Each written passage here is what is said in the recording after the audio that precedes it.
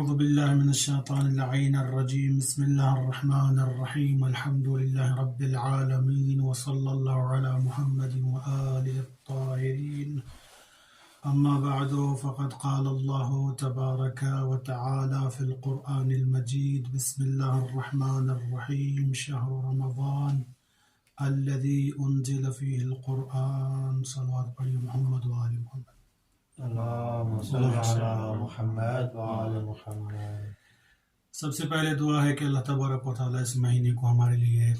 ماہ خیر و برکت قرار دے۔ جیسا کہ آپ جانتے ہیں کہ یہ مہینہ برکتوں اور رحمتوں کا مہینہ ہے۔ خداوند قدوس سورہ بقرہ آیت نمبر 183 میں ارشاد فرماتا ہے شہر رمضان الذی انزل فیہ القرآن، کہ یہ وہ مہینہ ہے کہ جس مہینے میں اللہ تبارک و تعالیٰ نے قرآن مجید نازل کیا۔ اب اس آیت کو دیکھا جائے تو خداوند قدوس نے پورے قرآن میں کسی مہینے کا ایسے مفصل تفصیلی طور پر ذکر نہیں کیا جیسے کہ ماہ مبارک کا کیا ہے۔ پورا نام خداوند قدوس نے لیا ہے کہ شہر رمضان، رمضان کا مہینہ۔ اب میں بس ایک آدھ بات اس آیت کے حوالے سے کروں گا۔ شہر رمضان، خداوند قدوس نے ارشاد فرمایا شہر رمضان۔ میں نے عرض کیا کہ 12 مہینے میں سے کسی مہینے کا کامل پورا نام خداوند قدوس نے نہیں لیا سوائے اس مہینے کے، اور پورا عزت کے ساتھ نام لیا، کہا شہر رمضان، رمضان کا مہینہ۔ اب لفظ شہر کا معنی ہے، لفظ شہر کا معنی ہے مہینہ۔ رمضان کے لیے علماء لغت نے کہا کہ لفظ رمضان رمضان سے لیا گیا ہے، یعنی رے میم اور ضاد اس میں سے لیا گیا ہے، اور اس کا معنی ہے تپش، گرمی۔ یعنی علماء نے، مفسرین نے، اہل لغت نے کہا کہ اس مہینے کو رمضان اس لیے کہا گیا ہے کہ یہ جو مہینہ ہے، اس مہینے میں خداوند قدوس اس مہینے کی برکت سے گناہوں کو ایسے ختم کر دیتا ہے جیسے کوئی چیز گرمی اور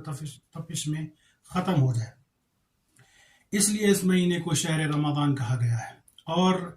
پہلی فضیلت تو یہ ہے کہ خداوند قدوس نے پورا نام لیا ہے، اس میں شہر رمضان کا کہا۔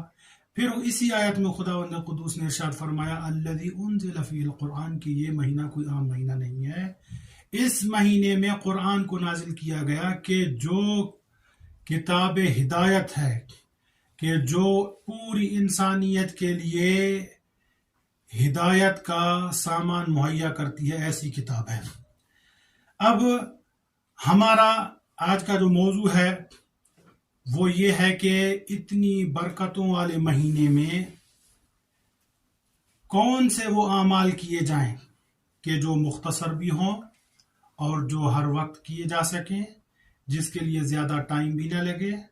اور الگ سے کوئی وقت اور جگہ کی کوئی قید نہ ہو۔ تو موضوع ہمارا اس ویڈیو کا یہ ہے کہ مومنین کو، مومنات کو 2 عام آسان ایسے نسخے، ایسے عمل بتائیں کہ جو خواتین، جو بچے، جو بزرگ، جو مومنین دوسرے کاموں میں مصروف ہیں، مثلا اگر کوئی مزدور ہے وہ مزدوری کر رہا ہے، کوئی اپنی آفس میں کام کر رہا ہے، اگر کوئی خاتون مومنہ ہے وہ اپنے گھر کے کام میں مصروف ہے، کھانا بنا رہی ہے، افطاری بنا رہی ہے، ان معاملات کے ساتھ ساتھ ایک تو ہم نے دیکھا ہے کہ بہت ساری روایات میں ہے کہ خاتون کا کھانا بنانا، افطاری تیار کرنا، سحری تیار کرنا، یہ بھی عبادت ہے۔ اسی طرح روزے دار کا جو جتنا وقت ہے، یہاں تک کہ اس کی نیند، اس کا سانس لینا، یہ سب عبادت ہے۔ لیکن ان عبادتوں کے ساتھ ساتھ ہم 2 چیزیں ایسی بتانا چاہتے ہیں کہ جو دیکھنے میں بہت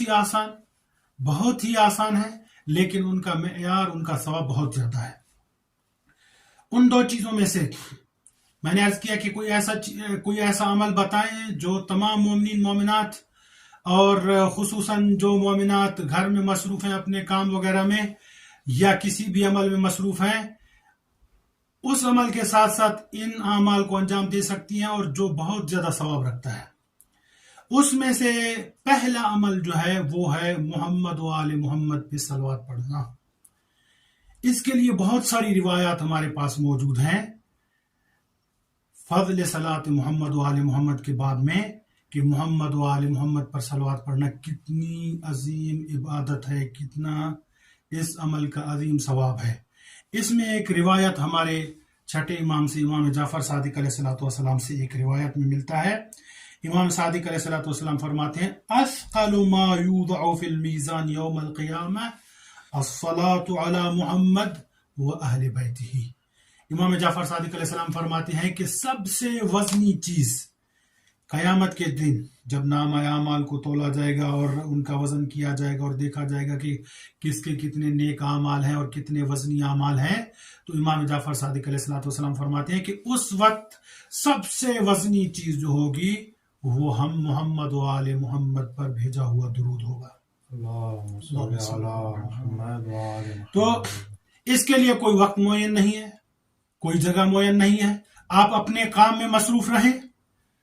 آپ اپنے کام میں مصروف رہیں اور اس ذکر کو جاری و ساری رکھیں، اپنی زبان کو معطر کریں، خوشبودار کریں، محمد و آل محمد پر درود پڑھتے رہیں.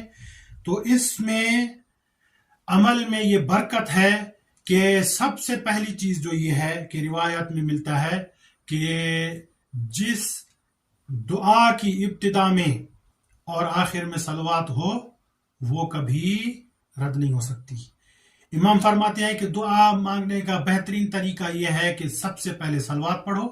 اور پھر بیچ میں جو آپ کی حاجت ہے، جو دعا ہے، وہ دعا مانگو اور پھر دعا کے آخر میں پھر محمد و آل محمد پر درود پڑھو. تو امام فرماتے ہیں کہ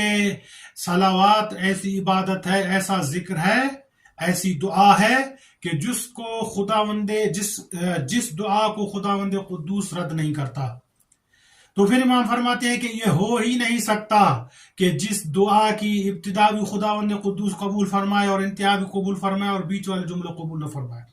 یہ ہو ہی نہیں سکتا. خداوند قدوس کریم ہے، اگرچہ وہ بندہ اس لائق نہ ہو کہ اس کی دعا قبول ہو اس کے اعمال کی وجہ سے، لیکن ایک دعا کا جو ائمہ نے طریقہ بتایا ہے اس طریقے سے اگر چلیں گے تو امام فرماتے ہیں آپ کی دعا قبول ہو جائے گی. سب سے پہلی بات کہ اس کا جو نام اعمال ہے وہ وزنی ہو جائے گا، اور دوسری بات اس کی دعائیں قبول ہوں گی، اور تیسری بات ایک اہم روایت ہے امام رضا علیہ الصلوۃ والسلام سے، ہمارے 8ویں امام سے روایت ہے درود کے بارے میں اور درود کی فضیلت کے بارے میں کہ یہ جو درود ہے محمد و آل محمد پر بھیجا ہوا درود، اس کی کیا منزلت ہے، اس کا کیا ثواب ہے، اور خصوصاً اس مہینے میں جو برکتوں اور رحمتوں کا مہینہ ہے، اس مہینے میں اگر یہ درود، میں نے کہا کہ اس کے لیے کوئی وقت معین نہیں ہے، کوئی جگہ معین نہیں ہے، جس وقت بھی آپ چاہیں اپنے اعمال میں نیکیوں کا اضافہ کر سکتے ہیں. اس ظاہراً چھوٹی سی عبارت ہے کہ جس کے لیے روایات میں ہے کہ لسان کے حساب سے، یعنی ذکر کے حساب سے، پڑھنے کے حساب سے بہت ہی خفیف ہے اور اثقل فی المیزان ہے، اور یعنی بہت زیادہ وزنی چیز ہے یہ درود محمد و آل محمد پر. 2 چیزیں ہو گئی. تیسری چیز جو ہے یا تیسرا ثواب جو ہے، امام رضا علیہ الصلوۃ والسلام سے ایک بہت تفصیلی روایت ہے جس میں یہ روایت جو ہے بہار الانوار اور دوسری کتب میں موجود ہے. امام رضا علیہ الصلوۃ والسلام فرماتے ہیں، ہمارے 8ویں امام فرماتے ہیں من لم یقدر علی ما یکفر بہ ذنوبہ فلیکثر من صلاۃ علی محمد و آلہ. 8ویں امام فرماتے ہیں کہ اگر انسان کے پاس کوئی ایسا عمل نہیں ہے، کوئی ایسی چیز نہیں ہے کہ جس کے ذریعے سے استغفار کر سکے، کہ جس کے ذریعے سے اپنے گناہوں کی معافی طلب کر سکے، کوئی ایسا عمل نہیں ہے، تو امام فرماتے ہیں فلیکثر، اس کے لیے ضروری ہے، اس کو چاہیے کہ وہ محمد و آل محمد پر کثرت سے درود پڑھے. پھر جب کثرت سے بڑی تعداد میں صلوات پڑھے گا محمد و آل محمد پر، تو پھر کیا ہوگا؟ امام فرماتے ہیں فَإِنَّهَا تَهْدِمُ الذُّنُوبَ هَدْمًا، یہ درود محمد و آل محمد پر جب انسان درود پڑھے گا تو یہ درود گناہوں کو ایسے ختم کر دے گا جیسا کہ اس میں کوئی گناہ کیا ہی نہیں۔ آسان لفظوں میں کہوں کہ امام فرماتے ہیں کہ جس کے گناہ زیادہ ہو جائیں اور وہ گناہوں کی گرفت سے اپنی جان نہ چھڑوا سکے اور اس کے پاس ایسا کوئی وسیلہ کوئی طریقہ نہ ہو، تو یہ ذکر جو ہے اس کو پڑھے اور اپنی زبان کو معطر کرے تو اس کے گناہ معاف ہو جائیں گے اور اللہ اس سے راضی ہو جائے گا۔ تو ہم نے کہا کہ ہم 2 عمل بتائیں گے۔ بہت اس باب میں روایات ہیں درود پڑھنے کے لیے اور اس کے ثواب کے لیے اور اس کی تاکید کے لیے کہ کتنی تاکید کی گئی ہے، اور طریقہ بتایا گیا ہے کہ ہم میں سے کچھ مسلمان ایسے بھی ہیں کہ جو صرف نبی پر، حضرت محمد مصطفیٰ صلی اللہ علیہ وآلہ وسلم پر درود پڑھتے ہیں اور ان کی آل کو چھوڑ دیتے ہیں۔ اس باب میں بہت ساری روایات آئی ہیں کہ ادھوری صلوات، ادھورا درود نہ پڑھو، درود پڑھو، پورا پڑھو، یعنی نبی کے ساتھ ان کی آل کو ذکر کرو، جیسے ہم پڑھتے ہیں اللہم صلی علی محمد و آل محمد، تو یہ پورا درود ہے، اور جتنے ثواب ذکر کیے گئے ہیں اس پورے درود کے لیے ذکر کیے گئے ہیں۔ اگرچہ علماء کا ایک طریقہ ہے اور انہوں نے ایک تاکید کی ہے کہ اس صلوات میں امام صاحب عصر و زمان کا بھی آخر میں ذکر کیا جائے اور یہ جملہ بھی کہا جائے کہ اللہم صلی علی محمد وآل محمد وعجل فرجہم، تو اس کا بہت زیادہ ثواب ملتا ہے۔ بہرحال پہلا عمل یہ ہے کہ اس ماہ مبارک میں اپنے گناہوں کو ختم کرنے کے لیے، اپنے درجات کو بلند کرنے کے لیے خداوند قدوس کا قرب اور خداوند قدوس کی رضا حاصل کرنے کے لیے جہاں دوسرے اعمال ہیں، جہاں نمازیں ہیں، جہاں دوسرے اعمال ہیں، وہاں پہ درود محمد و آل محمد پر پڑھنا ہے، جس کا بہت زیادہ ثواب ہے۔ مختصر ٹائم میں آپ کی خدمت میں عرض کریں کہ دوسرا عمل اس ماہ مبارک میں استغفار، کہ جس کی بہت زیادہ تاکید کی گئی ہے اور جس کے لیے کوئی وقت معین نہیں ہے، جب چاہیں خداوند قدوس کے ساتھ ربط پیدا کریں اور استغفار کریں اور یہ جملے کہیں کہ استغفر اللہ ربی و اتوب الیہ۔ تو جس کام میں بھی مصروف ہوں، ان 2 وظیفوں کو، ان 2 عمل کو، ان 2 ذکر کو اپنی حیات کا ایک معمول بنائیں۔ رمضان کے علاوہ بھی جس وقت بھی دعا مانگیں، جس وقت بھی آپ کو فرصت ملے، اپنی زبان کو ان 2 ذکر کے ساتھ معطر کریں، اور یہ دونوں ذکر آپ کی حیات کو تبدیل کر دیں گے۔ شفا بھی ملے گی اگر کوئی بیمار ہے، اگر کوئی تنگ دست ہے اس کے رزق میں اضافہ ہوگا۔ اس طرح بہت سارے فضائل ہیں ان 2 ذکر کے۔ اللہ تبارک و تعالیٰ سے دعا ہے کہ ہماری اس قلیل سی عبادت کو قبول اور منظور فرمائے، اور جن دوستوں نے اس کا اہتمام کیا ہے ان کو خداوند قدوس جو ہے اپنی حفظ و امان میں رکھے۔ اللہم صلی علی محمد و آل محمد وعجل فرجہ۔